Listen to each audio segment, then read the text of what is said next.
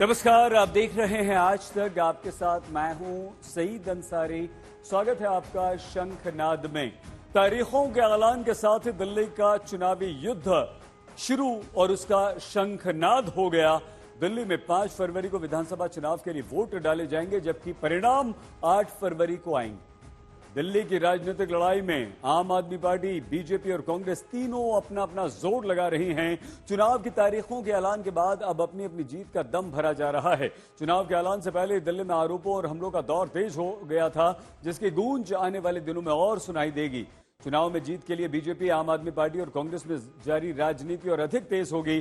फिर 5 फरवरी को दिल्ली की जनता मतदान में यह निर्णय करेगी कि किसके वादों पर उसने भरोसा किया, और 8 फरवरी को यह मालूम पड़ेगा कि दिल्ली के दिल में क्या है। मगर जिस तरह से तारीखों के ऐलान के पहले ही तीखी बयानबाजियां और आरोपों का दौर शुरू हुआ है, उससे आप कह सकते हैं कि चुनावी रण दिल्ली में बड़ा भीषण होगा। It's a single phase election. Date of notification will be 10th of January, Friday. Last date of making nomination will be 17th of January. Scrutiny on 18th of January. Withdrawal 20th. These are the statutory periods of time which is given. Date of poll is 5th and counting is 8th, and 5th again we have very deliberately kept Wednesday. क्योंकि हम सोचते हैं सब दिल्ली वाले vote करें, इसलिए इस बार भी महाराष्ट्र की तरह हमने इसको वेडनेसडे में रखा है। दिल्ली में चुनावी तारीखों के ऐलान के साथ जीत के दावे भी शुरू हो गए। पोस्टर के द्वारा आम आदमी पार्टी ने फिर केजरीवाल को लाने का दम भरा, तो बीजेपी ने पोस्टर जारी कर दिल्ली में बदलाव का विश्वास जताया। दिल्ली के लोग एक बार फिर से 5 फरवरी को उनके परिवारों को तीर्थ यात्रा कराने वाले, महिलाओं को बस फ्री यात्रा कराने वाले, डिफरेंट वेलफेयर स्कीम्स को ईमानदारी से लागू करने वाले ईमानदार और दूरदर्शी नेता केजरीवाल जी को चुनेंगे। 5 फरवरी को, जैसा चुनाव आयोग ने भी कहा है कि बुधवार का दिन है, वोट जरूर डालने जाएं, और 8 फरवरी को जब नतीजे आएंगे तो उसके लिए हम पूरी तरह तैयार हैं कि आम आदमी पार्टी की सरकार फिर से बनेगी। तो मैं सारे दिल्ली वासियों को कहना चाहता हूं कि बढ़ चढ़कर इसमें हिस्सा लें, एक अच्छी सरकार बनाइए। एक जो है हमारे बीच में ऐसी सरकार हो जो किसी से झगड़ा ना करे, केवल काम करे, विकास करे, मोदी जी के विजन को दिल्ली में लेकर आए, एक ऐसी सरकार बनाए। तो सभी को अपने दोस्त मित्रों के साथ में, रिश्तेदारों के साथ में वोट करने जाना चाहिए। जहाँ जहाँ पे भी हारते हैं वहाँ पे वो ईवीएम की बात करते हैं, जहाँ पे जीतते हैं वहाँ पे वो चुप रहते हैं। उनको मालूम है उनकी हार उनको साफ दिखाई दे रही है, तो अभी से उन्होंने वोटर लिस्ट के ऊपर में, ईवीएम के ऊपर में अभी से आरोप लगाना शुरू कर दिया है। अगले महीने हमारी सरकार बन रही है, अच्छे बहुमत से बन रही है। हम लोगों ने आपकी बार सीट भी जल्दी अनाउंस की, हमारा मैनिफेस्टो भी निकला, हम इसकी बातचीत करते रहे, आपस में मीटिंग्स हो गई, और हम लोग जानते थे कि हमारे पास विधायक नहीं है, हमारे पास सांसद नहीं है, कॉरपोरेटर नहीं है, तो इसलिए वर्करों को इकट्ठा करके, जोड़ के, संगठन को फिर से पिरो के हम लोगों को एक नई सिरे से राजनीति करनी पड़ेगी और पॉलिटिक्स करनी पड़ेगी। वो की है हमने, और क्योंकि वो एक खाका नीचे तैयार हो गया है, तो अब हम जब इलेक्शन में जा रहे हैं, डोर टू डोर जा रहे हैं, घरों में जा रहे हैं, मीटिंगों में जा रहे हैं, लोगों का उत्साह जो है वो कांग्रेस की तरफ आ रहा है। आम आदमी पार्टी और बीजेपी के पोस्टर्स के बाद अब आपको कांग्रेस का एक पोस्टर हम दिखाते हैं जो आज जारी किया गया। कांग्रेस ने जो पोस्टर जारी किया उसमें अरविंद केजरीवाल को लेकर सवाल किया गया है। इस पोस्टर को देखिए आप, और इस पोस्टर में कांग्रेस ने पूछा है कि क्या अरविंद केजरीवाल देशद्रोही हैं। दिल्ली में चुनावी शंखनाद के साथ ही अब कैंपेन सॉन्ग के द्वारा भी जोरदार प्रचार किया जा रहा है। आम आदमी पार्टी ने अपना कैंपेन सॉन्ग लॉन्च किया, जिसकी थीम है फिर लाएंगे केजरीवाल। सुनिए इस गाने। आम आदमी पार्टी का तीसरा गाना, एक गाना 2015 में आया था, एक गाना 2020 में आया था, और एक आज गाना 2025 में लॉन्च हो रहा है। आज गाना हम इसे दिल्ली के लोगों को, देश के लोगों को समर्पित करते हैं। इसे खूब प्रचार कीजिए, इस पे डांस कीजिए, शादियों में, बर्थडे में इसको खूब बजाइए। और जो एक हमारे देश की पार्टी है, गाली गलौज पार्टी, कौन सी है? तो हमारे देश की जो गाली गलौज पार्टी है उसके नेता भी, मैं जानता हूं उन्हें भी गाना पसंद आएगा, वो भी अगर चाहें तो अपने घर में कमरा बंद करके अंदर से इसको इसको गाने को चला सकते हैं और उस पर थिरक सकते हैं, कोई देख नहीं रहा। देखिए, ये गाना जो है वो तहलका मचाने वाला है। हमारा नारा था फिर लाएंगे केजरीवाल, और इसी के ऊपर ये गाना बन गया, फिर लाएंगे केजरीवाल। मैं समझता हूँ ये घर घर तक पहुंचेगा, शादियों में पहुंचेगा, पार्टियों में पहुंचेगा, लोग डांस करेंगे इसके ऊपर, नाचेंगे, झूमेंगे और अरविंद केजरीवाल को प्रचंड बहुमत से जिताएंगे।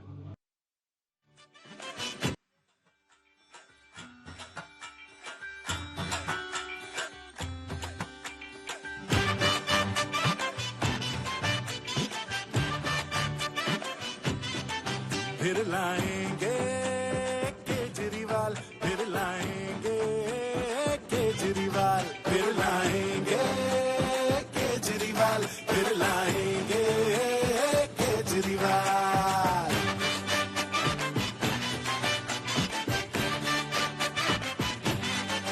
इनके रोके ये नहीं रुकता, चलता रहता अपनी चाल। सामने वाले शोर मचाए, कर ले चाहे जितना बवाल, मगर दिल्ली की जनता के काम करता है। कौन बोलो नाम बोलो, सबको है पता, बोलो दिल्ली की जनता के काम करता है बस अपना केजरीवाल। दिल्ली में बिजली पानी मुफ्त रखता है बस। आम आदमी पार्टी की ओर से सोशल मीडिया पर एक और वीडियो जारी किया गया जिसमें बीजेपी से सीएम चेहरे को लेकर सवाल पूछा गया कि उनका दूल्हा कौन है, और वो इस तरह से कि बीजेपी का दूल्हा कौन है, अपने दूल्हे का नाम तो बताओ जी। ये सारा बीजेपी का कैंपेन सॉन्ग भी यहां पर आ गया है, जिसमें फिर से बीजेपी को लाने वाली बात हो रही है। लेकिन यहां पर सवाल आम आदमी पार्टी द्वारा ये घोड़े का वीडियो डाला गया और बीजेपी पर आरोप लगाते हुए पूछा गया कि आपने अभी तक अपना मुख्यमंत्री का चेहरा नहीं बताया है। आम आदमी पार्टी की ओर से जारी किए गए कैंपेन सॉन्ग को आपने सुन लिया है, और उस गाने पर आम आदमी पार्टी के बड़े बड़े नेताओं के बयान भी हमने आपको सुना दिए। अब बीजेपी का कैंपेन सॉन्ग भी आप सुनिए। सहेंगे कर दो ये ऐलान, दंगे कचरा धुआं हटा के बदलो दिल्ली की पहचान, बदलो दिल्ली की पहचान। बहाने नहीं बदलाव चाहिए, दिल्ली में भाजपा सरकार चाहिए, दिल्ली में भाजपा सरकार चाहिए। परिवर्तन हमको दिल्ली में इस बार चाहिए, दिल्ली में भाजपा सरकार चाहिए।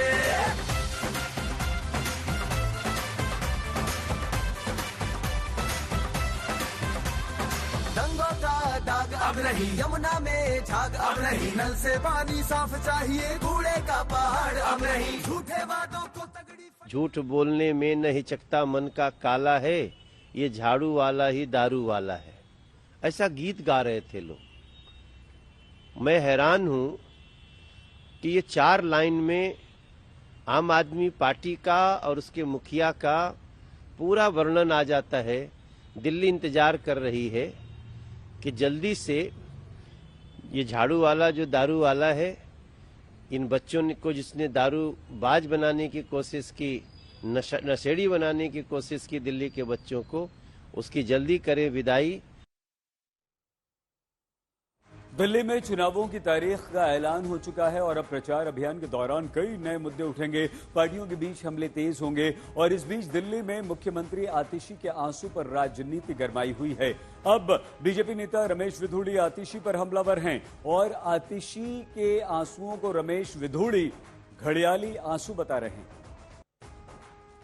देखो, इनकी प्रवृत्ति है, इनको मालूम है कि जब भी कोई ऐसी हरकत होती है, इनको मालूम है हमने कुछ गलत किया है, तो एक विक्टिम कार्ड ये लोग खेलते हैं। पहले से, बहुत पहले से केजरीवाल को मालूम तक शराब में घोटाला किया है, ये मुझे गिरफ्तार कर सकते हैं, मुझे फिर इसी प्रकार से एजुकेशन का है, फिर ट्रांसफर का है। तो ये विक्टिम कार्ड खेलने का इनका एक नौटंकी करके घड़ियाली आंसू बहाते हैं। रात भी देखा होगा आपने कि मुख्यमंत्री जी किस प्रकार से घड़ियालू आंसू बहा रही हैं। मुख्यमंत्री जी को ये स्पष्ट करना चाहिए कि अपने पिताजी के वो जो अफजल गुरु के प्रति उन्होंने याचिका दायर की है, उस पर वो निंदा उनकी करती है, समर्थन करती है, ये क्लियर करें वो। दिल्ली में भरपूर राजनीतिक तीर चल रहे हैं। सीएम आतिशी के आंसुओं को लेकर अब बीजेपी की ओर से जवाबी हमले आम आदमी पार्टी और आतिशी पर हो रहे हैं। तो आम आदमी पार्टी ये सवाल कर रही है कि आखिर बीजेपी गाली देने वाले नेताओं के साथ क्यों है। ये चरित्र जो भारतीय जनता पार्टी का है वो पूरे देश और दुनिया के सामने उजागर हो चुका है। आप एक महिला मुख्यमंत्री के 80 साल के बुजुर्ग पिता को गालियां दे रहे हैं। आप उनको जो चल नहीं सकते, बीमार हैं, उनको आप गालियां दे रहे हैं। तो इसलिए इधर उधर की बात करने की जरूरत नहीं है। बीजेपी पूरी तरीके से एक्सपोज हो चुकी है। रमेश बिधूड़ी उनका मुख्यमंत्री का चेहरा है और आप देखिएगा ऐसे ही गालीबाजों के साथ बीजेपी खड़ी होती। जो बात कह रहा हूं कि उनके पिताजी के बारे में जो शब्द कहे गए वो भावुक हो सकती हैं, लेकिन उनके पिता वो 80 वर्ष के हैं, बीमार हैं, शिक्षक रहे हैं। मैं ये कहना चाहता हूं, मैं उनको प्रणाम करता हूं, मेरे पिता के समान हैं, लेकिन उन्होंने ऐसा काहे का शिक्षक जो अवजल गुरु की फांसी ना लगे उसके लिए हस्ताक्षर करे, तो ऐसा पिता किस लिए चाहिए? वो व्यक्ति हिंदुस्तान में पैदा ही क्यों हुआ था? उसको तो पाकिस्तान में पैदा होना चाहिए था। ये मैं कहना चाहता हूं। दिल्ली के मुख्यमंत्री आतिशी और सांसद प्रियंका गांधी पर बीजेपी नेता और उम्मीदवार रमेश बिधूड़ी की टिप्पणी पर सवाल मुख्य चुनाव आयुक्त की प्रेस कॉन्फ्रेंस में भी उठा। मुख्य चुनाव आयुक्त ने ऐसी टिप्पणी को भद्दा बताते हुए इसकी निंदा करने की अपील। अगर महिलाओं के विषय में कोई भी गलत बात बोले, उसकी जितनी भर्त्सना की जा सके उतनी की जानी चाहिए। हमें ही नहीं, सबको मिलकर की जानी चाहिए, वोटर्स को भी की जानी चाहिए। इस तरीके के गंदे कमेंट्स नहीं किए जाने चाहिए। हमने बहुत स्ट्रिक्ट गाइडलाइंस दी हैं। अभी फिर मैं कहता हूं कि हम लोग अपने डीओस को क्रिमिनल एक्शन लेने से रोक रहे हैं। अगर हम ये शुरू कर देंगे तो ठीक नहीं है। Let voter decide, but we will in no uncertain terms decry this and condemn this. Delhi में चुनावी अभियान के साथ आरोपों का दौर भी तेज हो गया है। अब आम आदमी पार्टी के संयोजक अरविंद केजरीवाल के नए दावों पर दिल्ली में राजनीतिक संग्राम छिड़ गया।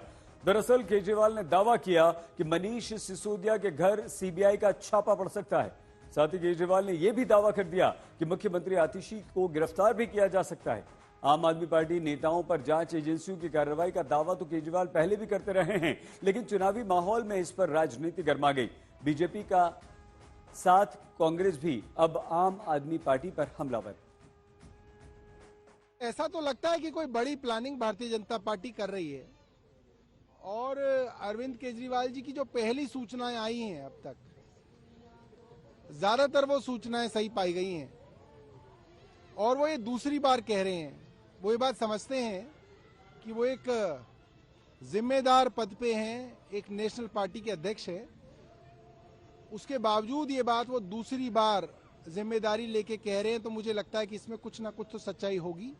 और भारतीय जनता पार्टी का आप ट्रैक रिकॉर्ड देखें तो जहां जहां चुनाव हुए, अपोजिशन पार्टी से जुड़े हुए नेताओं के यहाँ छापेमारियां हुई हैं। मुझे लगता है कि अरविंद केजरीवाल को रात को कोई सपना आता है या कोई रोज एक नई मनोहर कहानियां सुनने गढ़ने की उनको आदत है, ताकि मीडिया में एक सेंसेशन बने और मीडिया का टेंशन पूरी दिन के अंदर उनके ऊपर बना रहे।